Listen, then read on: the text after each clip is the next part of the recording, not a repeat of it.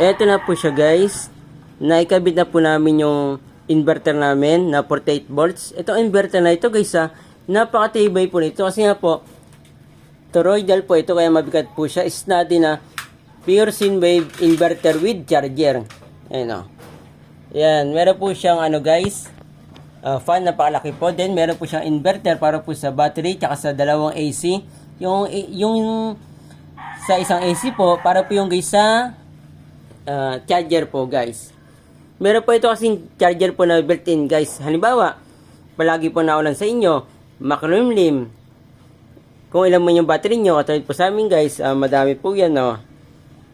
Pwede pa po nyo guys na magamit po siya ng pangmatagalan guys. Kung malabat po siya, automatic po siya guys na magkakarga po sa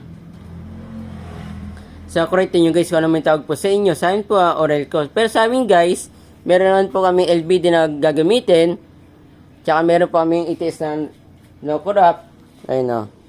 Hindi na po namin guys nalagyan po dito guys ng input po sa charger po niya sa kurente guys. Para po makatipid po kami guys kasi malakas po sa kurente po yung guys. Kung i-charge po nyo yung battery po nyo, kung madami po yung battery po nyo guys.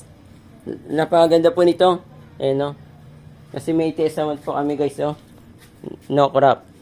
Yung unang setup po namin guys, naka 12 watts po kami na 1,600 watts na pay 2. Ang pwede lang po dumagamit guys ay 800 guys. Yung pangalawa po, ang pwede lang, pangalawang gamit po namin guys, naka 24 volts na po kami. Ito po yung 1,000 watts guys, na pay to din po yung tsura guys. Ang pwede lang po dumagamit guys, 500 watts. Yun po yung pangalawang gamit po namin. Yung pangatlo po, ito na po siya. Yan. 3,000 watts. Then, pwede na po siya magamit ay 1,500 watts. 24 volts po yun guys Yung pangalawa po na 1,000 watts, 24 volts po yun guys Yung 500 watts lang po na continuous output guys. Pero dito sa pang-apat ko guys, nabili ko po ng 14,000. Nag-sale po yung Shopee po ng dati pa pong buwan. Ngayon guys, 19,000 na po siya guys. Hindi na po siya nag-sale. Napakabigat po niya kasi toroidal po yun, original po yan. Kaya po isagad po yung 3 kilowatt guys. Wala po siyang guys na continuous output po guys. Kung ano po yung nakalagay po na kilowatt, siya po yan guys.